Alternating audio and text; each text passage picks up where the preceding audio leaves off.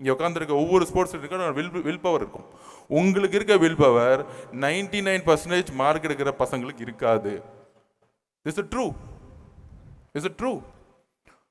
நான் education minister அப்பயே சொன்னேன், ஒரு நல்ல 99% கோல்டு மெடல் இருக்க பையனை இல்லை ஒரு கேர்ளை காலையில் 6 மணிலேருந்து 9 மணி வரைக்கும் விளையாட வச்சுட்டு 10 மணிக்கு கிளாஸ்க்குள்ளே அனுப்புங்க, டப்புன்னு தூங்கிடுவாங்க. ஆனால் எங்கள் ஸ்போர்ட்ஸ் ஹாஸ்டல் பசங்களை காலையில் ப்ராக்டிஸ் பண்ணிவிட்டு 9 மணிக்கு ஸ்கூலுக்கு வான்னு படின்னு சொல்கிறது எவ்வளோ பெரிய தப்பு?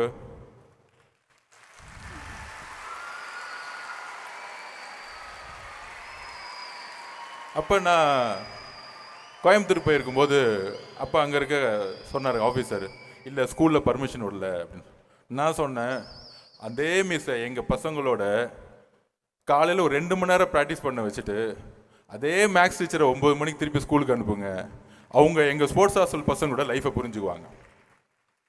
இந்த சமூகம் எப்படி இருக்குன்னா, ஸ்போர்ட்ஸ் ஹாஸ்டலில் பசங்க ஸ்போர்ட்ஸ் பண்ண பார்த்து இவங்களுக்கெல்லாம் படிக்க தெரியாது, இவங்களுக்கெல்லாம் நாலேஜ் கம்மி. ஒரு 100 மீட்டர் ரன்னர் நேஷனல் கோல்டு மெடலிஸ்ட்டை நாலேஜ் எங்கே இருக்குன்னா, அவங்க 15-20 வருஷம் கிரவுண்டில் ஓடி நம்பர் 1 மெடல் எடுத்த ஒரு பிளேயரை, தமிழ்நாட்டுக்கு இந்தியாவில் எடுத்த மெடலை நாலேஜ் இருக்கான்னு கேட்கக்கூடிய சிலபஸ் கொஸ்டின் கேட்கறத விட்டுட்டு, எப்படி நல்ல மேக்ஸ் டீச்சர் நல்ல மேக்ஸ் சயின்ஸில் படித்த ஒரு பையனை ஸ்போர்ட்ஸில் வந்து நீ ஓட முடியுமான்னு கேட்கக்கூடிய சிலபஸ் இருக்குல்ல, தப்பு தானே? தப்பு தானே அது?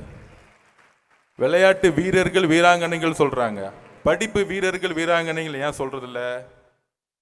பிகாஸ் படிப்பும் வேண்டும், வீரர்கள் வீராங்கனைனா பிரெயினையும் உடலையும் சேர்ந்து அர்ப்பணிக்கக்கூடிய இடத்துல ஒரு ஸ்போர்ட்ஸ்மேன் இருக்கிறதுனால.